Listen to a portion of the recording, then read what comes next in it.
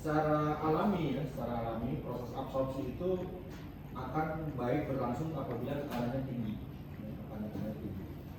Sebaliknya, desorpsi itu akan baik kalau tekanannya rendah. Ya, jadi di sini ada kebalikan ya.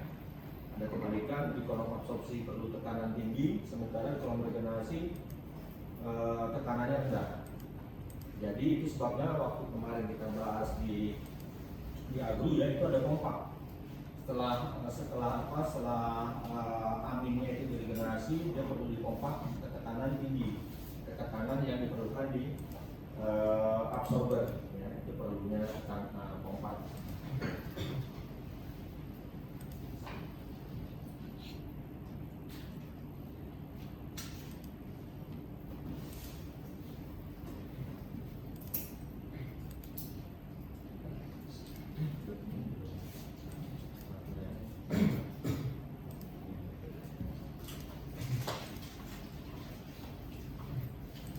Oke, jadi di sini sekali lagi bahwa di kolom ini mirip dengan aglu, cuma yang membedakan adalah pelarutnya dan gas yang diserapnya. Jadi kalau di aglu itu menyerap CO2, di sini menyerap air. Dan targetnya pun lain-lain ya. Kalau CO2 kemarin targetnya itu gasnya itu kalau di Indonesia bisa sampai di bawah 5% ya. Kemudian kalau water content satuannya beda. Water content itu satuannya adalah pound per mmSCF. Water contentnya itu untuk dry gasnya itu, atau gas yang keringnya itu kira-kira kalau di Indonesia itu adalah 7 pound per mmSCF. Nah, yang penting di kolom absorbernya ini itu biasanya mengapa bisa terjadi perpindahan yang sama ya, itu perpindahan itu. Jadi karena ada kontak antara gas itu dengan TEG, sehingga nanti air yang ada di dalam gas itu akan pindah ke larutan TEG-nya itu atau larutan glycolnya. Nah, untuk mengenhance ya, atau memperbaiki atau meningkatkan terjadinya kontak antara gas dengan cair, biasanya ada menggunakan train ini, ada menggunakan cap ya, bubble cap di sini. Contohnya di sini yang produksi makro yang bentuknya seperti ini. Kemudian ada juga yang bentuk packing. Tapi ini tujuannya adalah ini kira-kira ini bagian internal kolomnya ya. Nah, ini yang penting secara proses. Kalau kita lihat di sini TEG dan TREG ya, di situ yang perlu diperhatikan adalah decomposition temperature-nya. Jadi nanti di dalam waktu kita meregenerasi glikolnya itu, temperaturnya itu tidak boleh lebih temperatur dekomposisi ini. Tidak boleh lebih temperatur dekomposisi ini. Karena kalau melebihi temperatur dekomposisi ini, itu berarti glikolnya akan rusak. Contohnya di sini kalau kita misalnya menggunakan TEG, maka dekomposisi temperaturnya di sini 404 derajat Fahrenheit ya. Biasanya untuk safety temperatur di regeneratornya itu atau di boiler di regeneratornya itu tidak boleh lebih dari 400 derajat Fahrenheit. Kemudian apa yang terjadi apabila ternyata dari simulasi temperaturnya itu lebih dari 400 Fahrenheit ini? Kira-kira apa yang harus kita lakukan? Karena konsentrasi glikolnya kita inginkan sangat tinggi ya, sehingga kita perlu, karena di sini ya, kalau kita lihat di sini berdasarkan teori di sini, kalau kita sampai 404 ini tekanan atmosfer, dia cuma diperoleh glikol konsentrasinya sekitar 98,7 ya, TEG-nya 98,7. Sementara misalnya kita inginkan glikolnya dipakai 99% gitu misalnya. Jadi apa yang harus kita lakukan biasanya?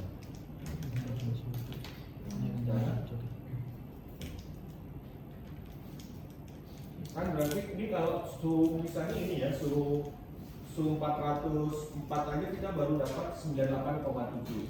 Berarti kalau kita mau sampai 99, berarti kan dia lebih dari 404 kan? Dan itu dihindari, tidak boleh. Kenapa? Karena itu tadi glikolnya akan rusak, dekomposisi kalau temperaturnya lebih tinggi dari ini. Nah, manipulasinya atau apa yang harus kita lakukan di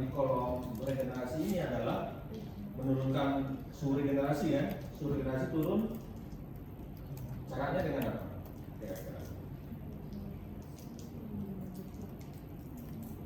Ingat keseimbangan uap cair. Jadi yang kita manipulasi apa nah, kalau begitu? Dari keseimbangan uap cair kan kalau tekanannya tinggi, temperaturnya tinggi ya. Kalau tekanan tinggi berarti kan tekanan uapnya juga tinggi, ya kan? Jadi menurunkan tekanan. Jadi bisa jadi nanti kolomnya itu beroperasi pada kondisi vakum. Kondisi vakum karena maksudnya vakum itu dia di bawah atmospheric pressure ya. Di bawah atmospheric pressure untuk mencegah terjadinya dekomposisi glikol. Tapi nanti kita lihat apakah kita harus melakukan itu atau tidak nanti ya.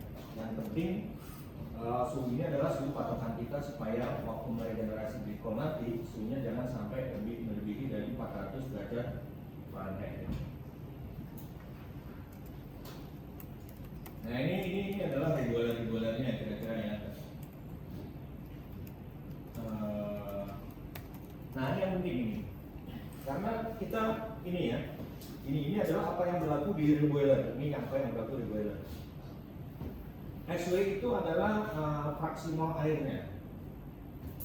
Fraksi mol airnya ini merupakan fungsi dari P.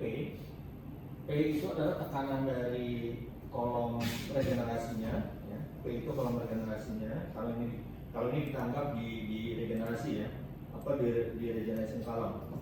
Jadi P itu adalah tekanan regenerasi tadi. Kemudian PV itu tekanan uap air. PV tekanan uap air. YW itu adalah fraksi mol air di fasa uapnya, di fasa gasnya. Nah, kalau kita menginginkan konsentrasi glikolnya yang tinggi, karena kan glikolnya bercampur, kita anggap ini glikolnya cuma bercampur dengan air ya, cuma ada dua komponen yaitu air dan glikol. Dan ini adalah persamaan yang berlaku di reboiler kira-kira seperti ini. Jadi kalau kita inginkan glikol konsentrasinya tinggi, glikol itu biasanya di simbol nanti XGL ya, simbolnya XGL. Kalau air itu XW, kalau glikolnya itu XGL. Jadi kalau glikolnya supaya tinggi, XW-nya itu rendah atau tinggi? Kan kalau namanya fraksi ya, kalau namanya fraksi itu XW tambah XGL itu harus sama dengan 1. Jadi kalau kita inginkan glikolnya tinggi, maka XW-nya harus rendah. Nah, XW-nya harus rendah berarti dari 3 variabel ini aja yang bisa kita manipulasi. Kalau XW-nya rendah berarti P-nya itu harus rendah kan? P-nya harus rendah. PV-nya tinggi. Nah, PV-nya tinggi itu kalau temperaturnya tinggi karena tekanan uap kan, seperti yang saya katakan tadi keseimbangan uap cair ya. Bahwa kalau tekanan suhunya tinggi maka tekanan uapnya akan tinggi. Itu sebabnya di kolom regenerasi itu temperaturnya harus tinggi, tekanannya harus rendah. Sekarang yang YW-nya harus tinggi atau rendah? Harus rendah ya. Nah harus rendah. Tapi karena dia sudah cuma sudah ada glikol, maka dia harus supaya tekanannya turun. YW ini kan ada YW berarti ada ini di fasa cair ya, ini fasa cair. Fasa cair. Ini fasa gasnya. Fasa gasnya itu ada YW, ada YXGL gitu kan? YXGL, YGL, Y glikol. Nah ini sudah tertentu nih kalau ini, karena temperatur tertentu YW sama YGL ini sudah tertentu.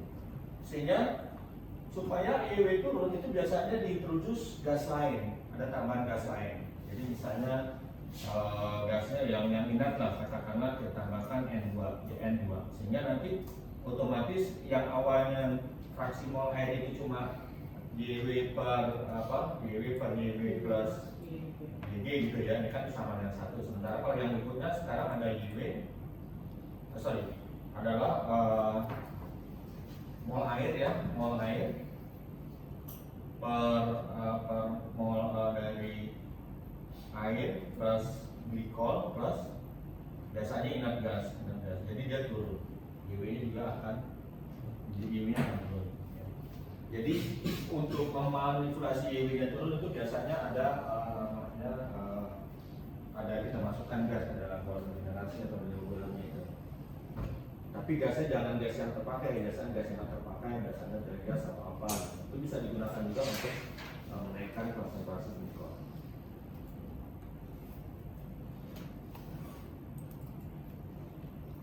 Nah, ini basic desain ini ada 3 hal yang penting.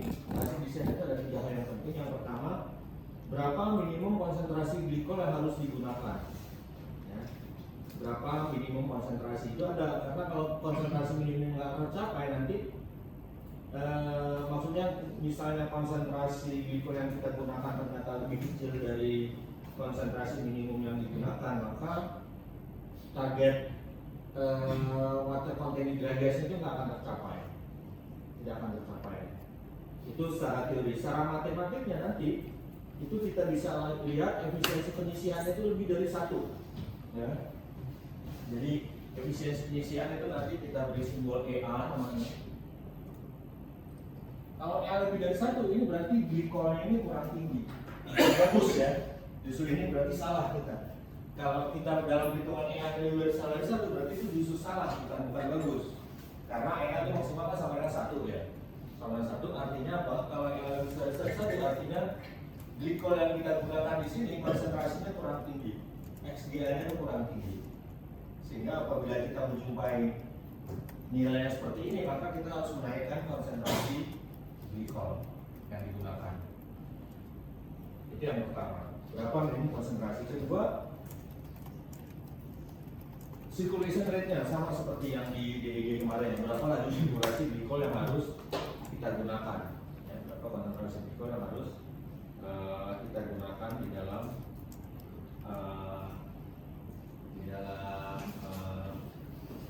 proses ini. Kemudian yang ketiga, jumlah kontaknya atau jumlah tray-nya nanti. Nah, 2 dengan 3 ini berhubungan nanti. 2 dan 3 itu berhubungan.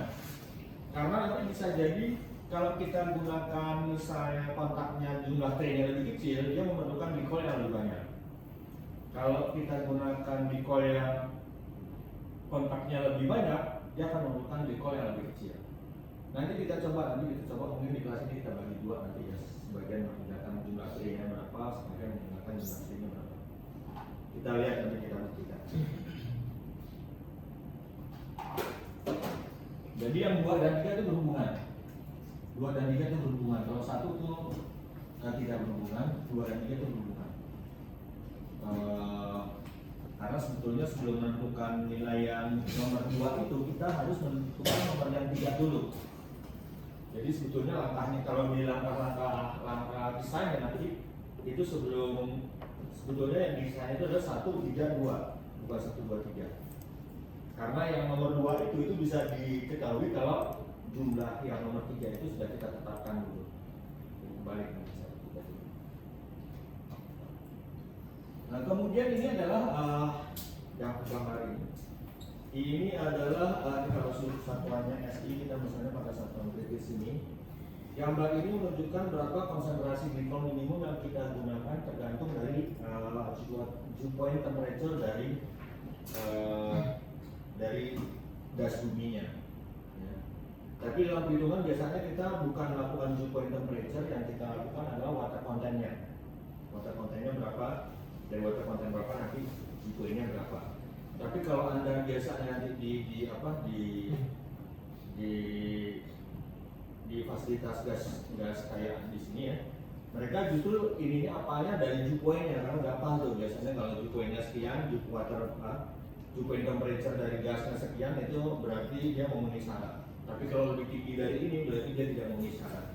Karena yang terukur di sana itu biasanya alat ukurnya adalah adanya water dew point temperature-nya, bukan water content. Jadi kalau perhitungan itu water content bisa, tapi kalau alat ukurnya itu yang terukur di sana adalah dew point-nya ini nanti, yang ada di lapangan yang bisa diukur ya. Kalau water content itu yang kita hitung di simulasi, tapi di lapangan itu yang diukur dew point temperature. Tapi dua-duanya yang berhubungan kan, seperti yang kita latihan kita di minggu awal kan, water content itu kan, bahwa water content itu fungsi dari dew point temperature-nya. Cuma kan di sini dew point temperature juga tergantung dari komposisi ya, fungsi komposisi.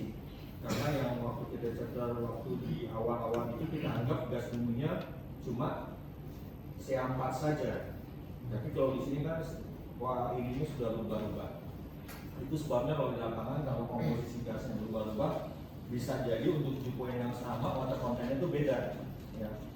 Jadi karena komposisi gasnya itu beda, komposisi gasnya beda, tapi dew point-nya sama, itu bisa jadi water content-nya beda.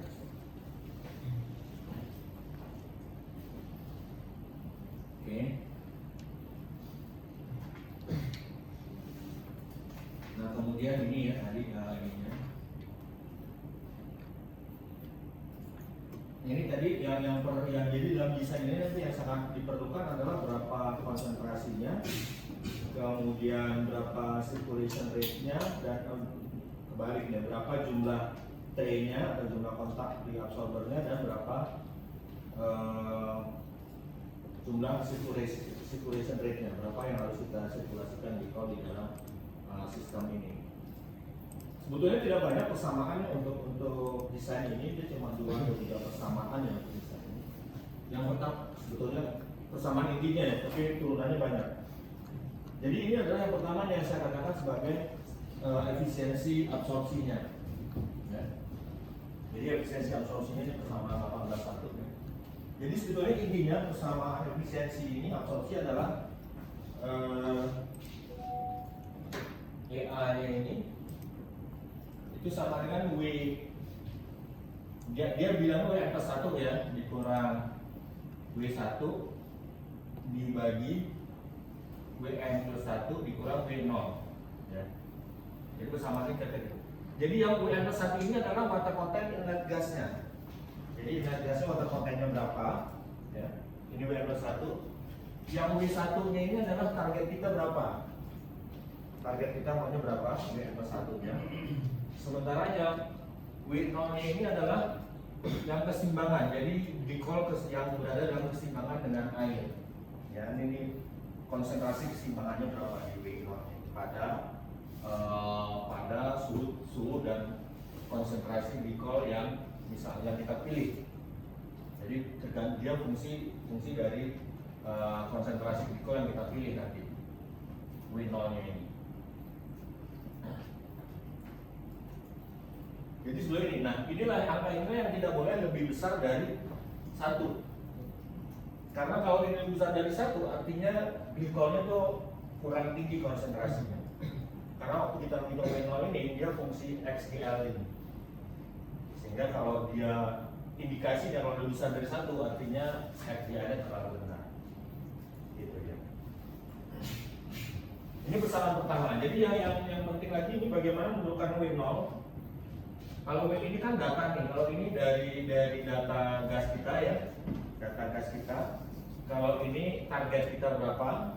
Nah kalau W0 ini tuh dihitung nanti W0 itu sama dengan WN plus 1 dikali X0 dikali gamma aktiviti koefisien. Jadi W0 ini tadi yang kita akan gunakan di sini turunannya bersama. Jadi WN plus 1 ini dikali X0 ini nanti fungsi XBL, fungsi konsentrasi dari glikol dikali gamma. Gamma ini nanti dia fungsi temperatur loh. Kita lihat fungsi temperatur atau gamma-nya itu fungsi konsentrasi juga. Gamma itu fungsi XBL juga. Kalau nggak salah fungsi XBL juga. Kita lihat.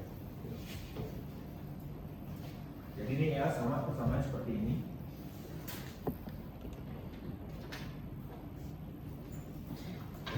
Tapi sebelumnya setelah ini jangan ini belakang saja mengambil gambar terbalik. Harus gambar ini dulu. Nah inilah yang aktiviti koefisien ya, fungsi temperatur fungsi temperatur dan fungsi konsentrasi glikol. Maksudnya temperatur apa? Temperatur yang akan kita lakukan kontak di mana di absorbernya. Biasanya kita gunakan nanti temperaturnya adalah 40 derajat Celcius. Jadi ini adalah menunjukkan aktiviti koefisien gamma. Atau ini gamma, ini aktiviti koefisien dan gamma. Ini bagaimana menentukan gamma? Ini dari gambar ini. Jadi dia fungsinya dua, fungsi konsentrasi glikol dan fungsi dari temperatur kontaknya. Kemudian X0-nya ini seperti ini, dia fungsi oksigen, fungsi dari glikol. Fungsi dari glikol.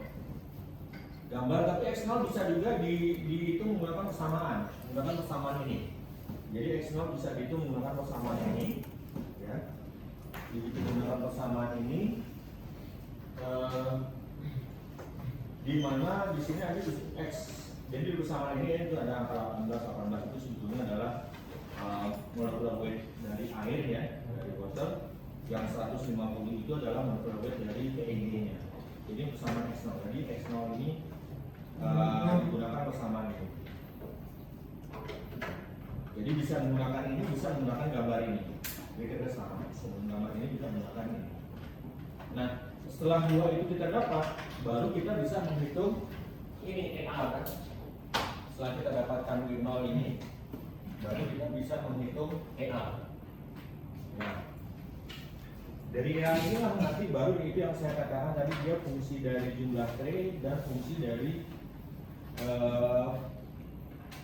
EA nih. Jadi nanti kita sebetulnya ingin mengetahui nilai A nanti, nilai A. Nah, nilai A ini tergantung dari jumlah tray-nya nanti.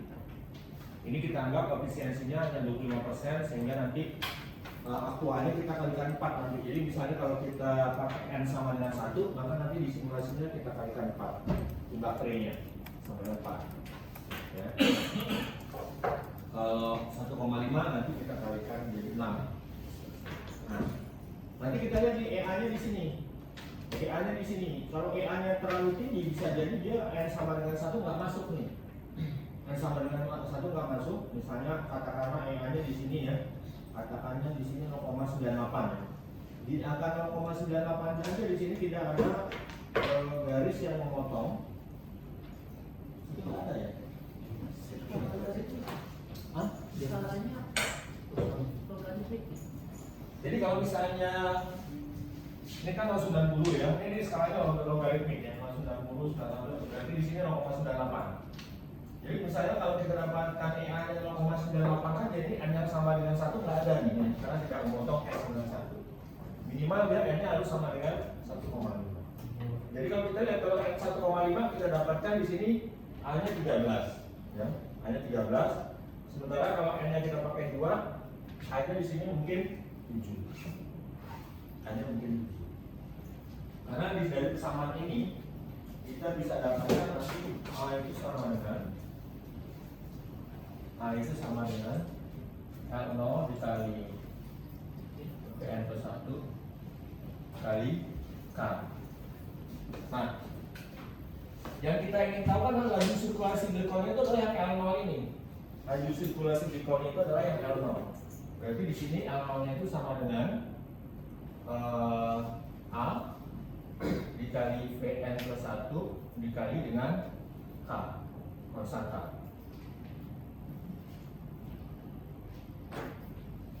A ini terlihat dari gambar ini, ya, kita bisa lihat tadi nanti, karena Vn plus 1 dengan K nya itu akan sama dengan itu sebabnya kalau N nya 1,5, ya, misalnya tadi 0,98, kalau N nya yang 1,5 itu dia lebih besar A nya dibandingkan yang 2, ya. Kalau 1,5 tadi dia 13, di sini dia akan memerlukan sirkulasi yang lebih besar.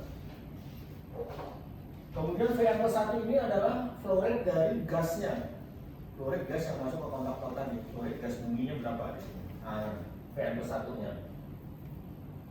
Vn plus 1-nya adalah itu. Kemudian K-nya ini, nah, K-nya ini adalah konstanta. Dia dihitung menggunakan persamaan yang tadi sama, ya.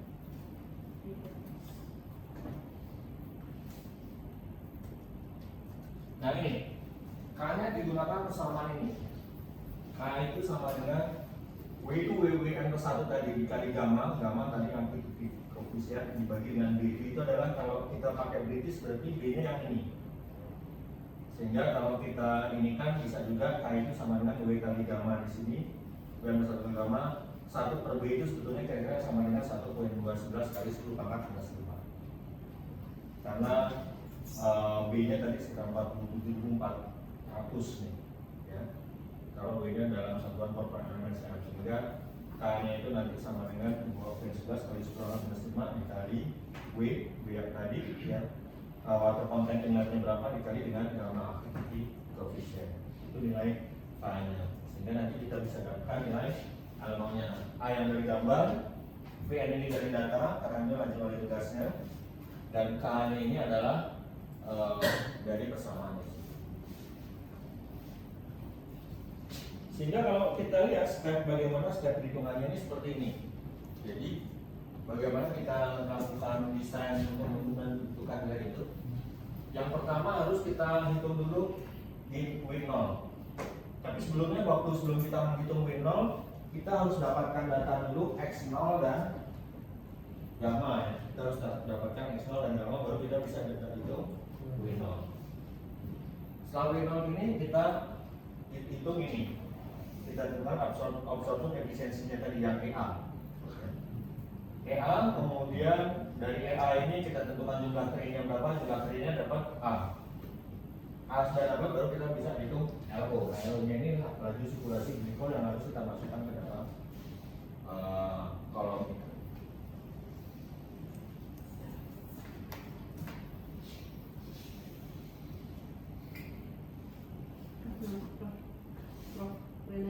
Boleh. Yang tadi yang jumlah trainnya itu berarti kita coba. Nanti kita coba di kelas ini kita bagi dua nanti makanya. Oh jadi saya. Tapi pokoknya harus potong, dia harus potong ini, harus potong ini. Iya. Tergantung EA kita nanti dapatnya berapa nih. Iya.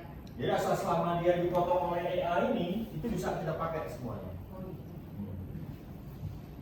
Jadi intinya apa nanti di sini? Intinya sebetulnya kita itu nanti mau investasi di alatnya atau mau investasi di operating cost-nya.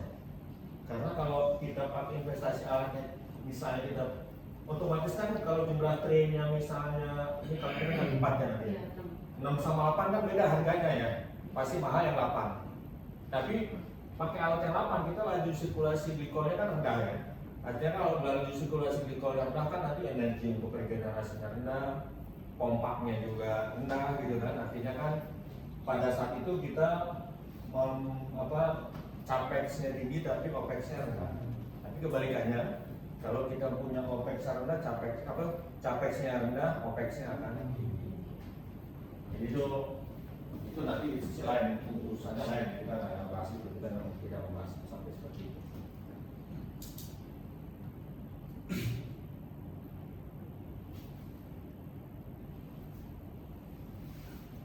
Ada lagi yang mau ditanyakan? Jadi ini cuma seperti itu aja, nggak rumit untuk yang DEG. Mirip, kira-kira agak mirip dengan agak mirip dengan itu ya. Tapi beda, hitungannya agak beda. Beda dengan yang juga yang nonton ini. Oke, kalau tidak kita lanjutkan. Nah, ini sekarang bagaimana menentukan diameter kolomnya, diameter kontaktornya ini, diameter absorbernya. Jadi untuk menentukan diameter absorbernya ini nanti kita pertama kali kita hitung V-nya dulu, kecepatannya nih, velocity dari gasnya dulu. Atau kalau gas velocity menggunakan persamaan ini. KS L G dibagi rho G. KS-nya itu adalah konstanta di sini. Ya, kita misalnya kalau tadi kita pakai bubble tap, maka KF-nya itu adalah KS-nya itu adalah 0,18.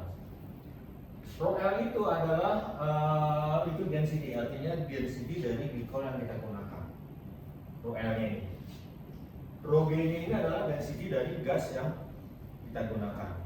Berapa? Sehingga nanti dari sini, dari ini kita dapatkan nilai V-nya, velocity-nya. Kemudian kalau ini biasa saja ya bahwa V, kemudian untuk mendapatkan nilai D-nya itu sama dengan 4 dikali QA dibagi V. Jadi sebetulnya Q itu sama dengan luas penampang dikali velocity ya. Jadi ini rumus dasarnya adalah bahwa Q ini oleh volumetriknya itu Q itu sama dengan V dikali A, luas penampang ya, maksudnya hanya luas penampang, di mana A ini adalah P per 4 dikali D kuadrat. Sehingga nanti kita dapatkan B-nya ini sama dengan ini persamaannya. 4A dibagi B dikali V. Nah, di sini satuannya PA itu harus dalam kubik centimeter kubik per second. Ya. Karena kita waktu menghitung V tadi satuannya feet per second dapat. Jadi kita lihat waktu kita menghitung V ini satuannya adalah V ini didapatnya satuannya feet per second. Itu kira-kira bagaimana menentukan diameternya. Diameternya dapat, kemudian kita tinggi tadi jumlah tray-nya tahu, ya nanti tinggal berarti tinggi kolomnya tinggal jumlah tray kali jumlah tray-nya berapa ya, diameternya tahu, jumlah tray-nya berapa, nanti tinggal spacing aja, biasanya space antara tray-nya itu berapa gitu. Dikali-kalikan aja, misalnya space-nya 1 meter dan jumlah tray-nya 8 berarti 8 meter gitu.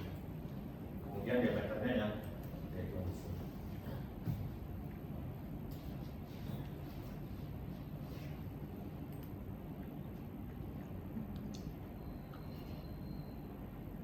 Oke, ada pertanyaan?